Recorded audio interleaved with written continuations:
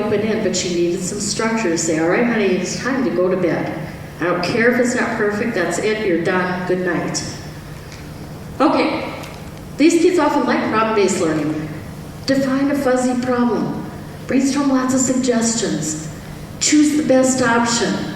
Do your research. Figure out a way to present it.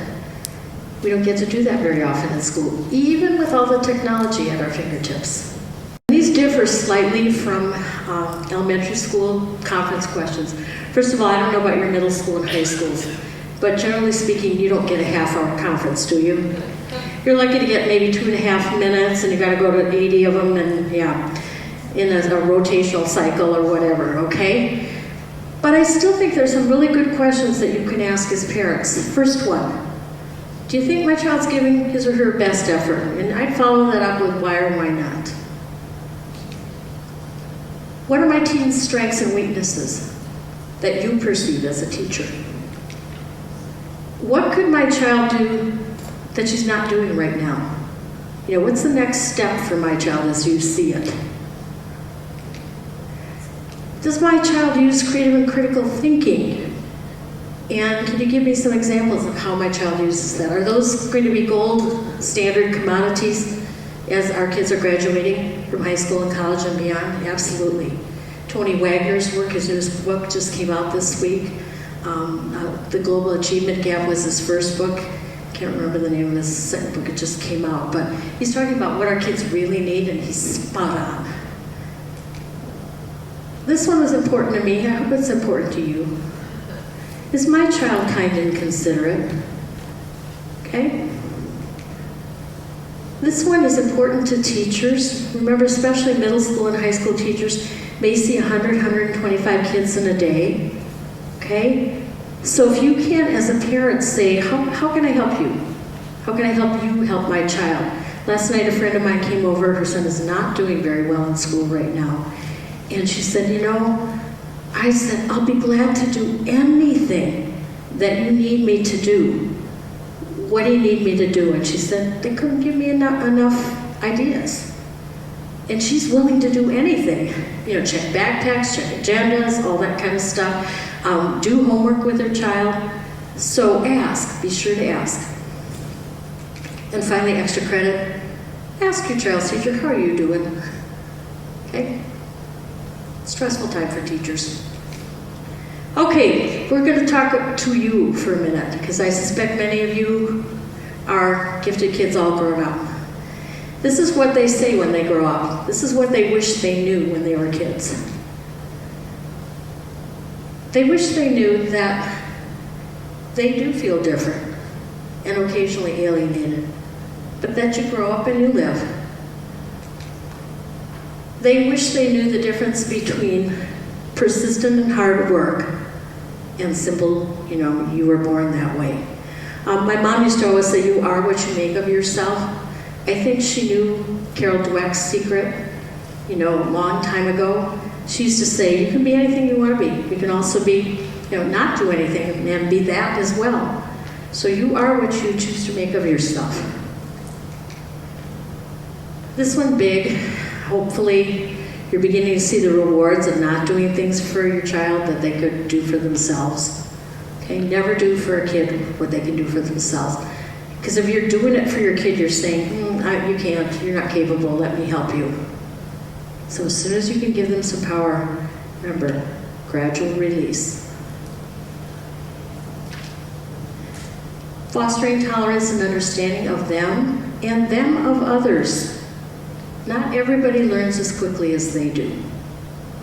Not everybody has the same skill set. Some kids are better at other things. This one, really important. Love your child for who they are, not what they can do. These are all things that can be modeled at home and at school. Just a real brief primer on what schools are doing right now. The response to intervention, how many of you have heard of that term? Okay, some of you, good. Response to intervention is big all around the United States of America. It assumes that 80% of our kids should have their needs met in the regular classroom using strategies to differentiate. letting kids compact out of stuff. Show me what you know and you're out of it, you can do something else. Things like flexible grouping and regrouping of kids to meet their specific learning needs. Contracts. When you finish your work, you want to do a project on ancient Egypt, let's set up a contract with dates and what you plan to do and who your audience is and stuff like that. Interest in learning centers. The difference is interests are the interests of the kids. Learning is about the curriculum that needs to be taught at that level. Tiered assignments, having your baseline assignment and then scaffolding up for struggling learners and stretching beyond, above and beyond for gifted learners. And then good questioning. So teachers are learning a lot about how to do this in the classroom for about 80% of gifted kids. Okay? The higher the intelligence, the more we're going to have to modify. So that's that bottom part of the triangle, 80%, let's say. I don't know if it's exactly 80%, I guess. Okay, the middle part of that triangle. About 15% of our kids will need special interventions or extensions of the regular classroom. Now, at the middle and high school, these might look like specialized classes. They may look like AP, Advanced Placement, IB, International Baccalaureate classes. Some schools have them. Honors classes, accelerated classes, those kind of things.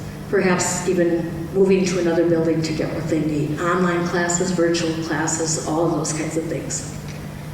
And then at the very tippy top of a pyramid, about 5% of our kids need radical modification. And by radical, I'm saying partial or radical acceleration.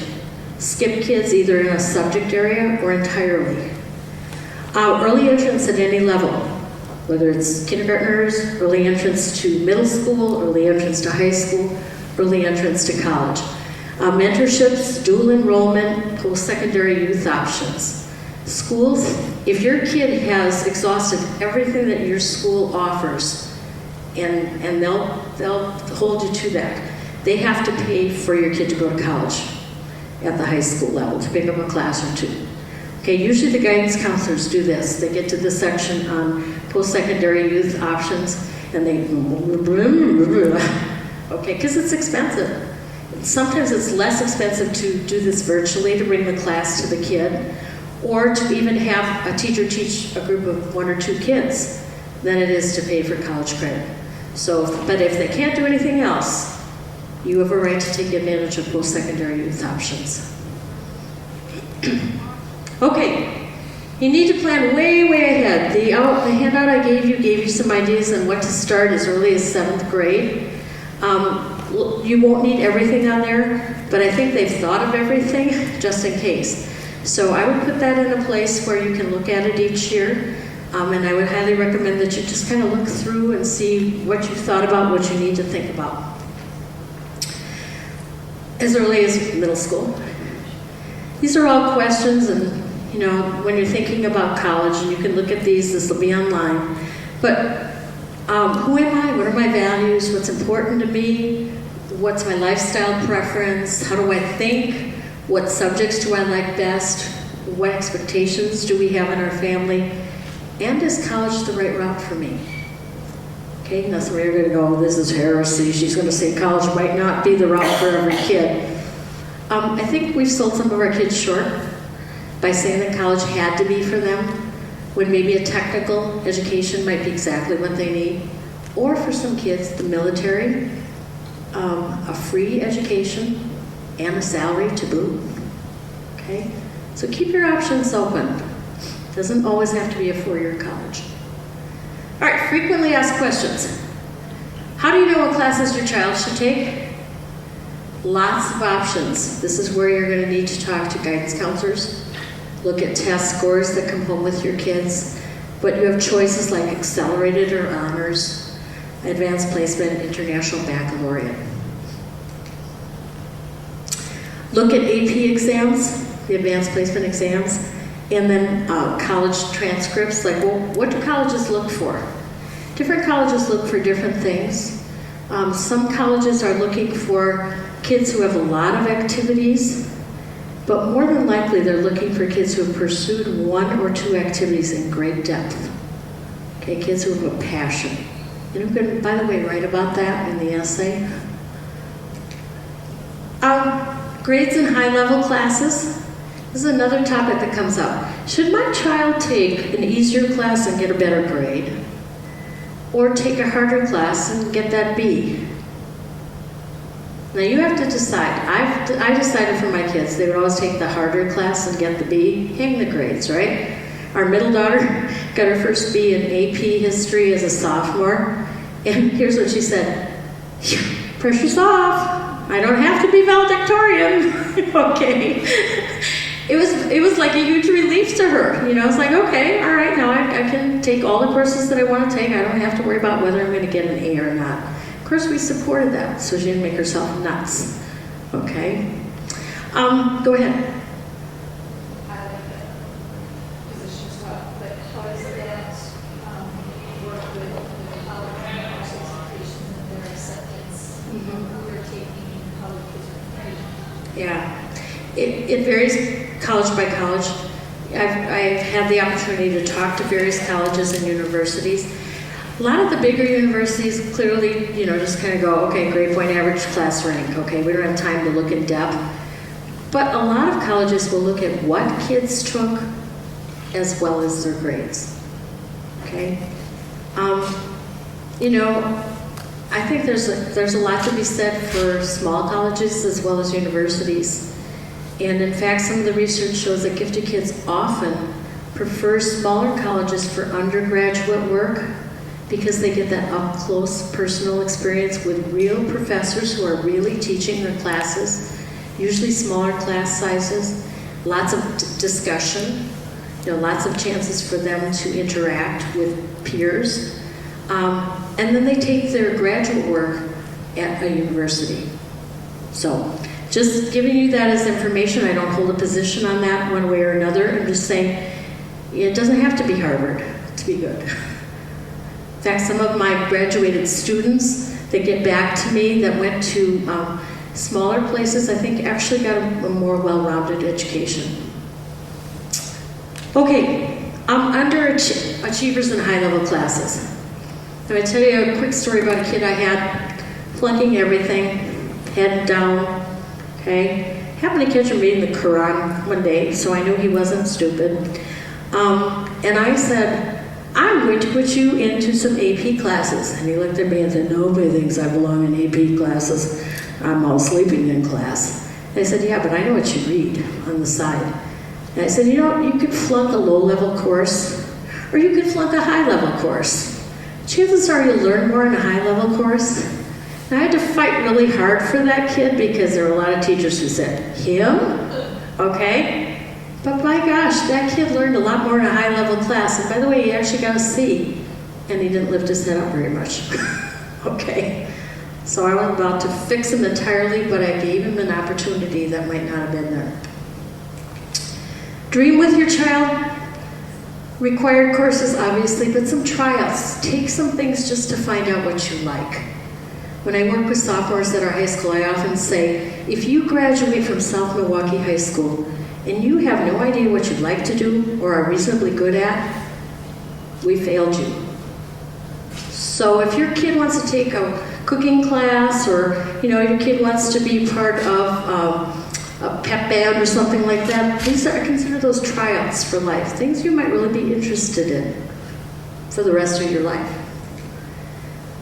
Keep track of everything. I think the handout I gave you stresses that. E-portfolios are awesome right now. Your kid can create an e-portfolio. At the end of each year, write stuff down. They will not remember when they're seniors what they did in 9th grade. I can guarantee it. And then planning for that transition to college. Most of the time, really bright kids fall apart in the self-care department when they go away to college. You know, they don't know quite how to do the laundry. They don't know how to manage their own time, that kind of thing. So that self-care, you should be junior, senior year again, gradual release, okay? You can do the laundry. You can learn how to cook. You can learn how to sew a button on, you know, that kind of stuff. How to change the tires in a car if you're going to have a car or whatever. How to fix a flat, that kind of thing. Those transitions cannot start once they leave your house. They have to start well in advance. Additional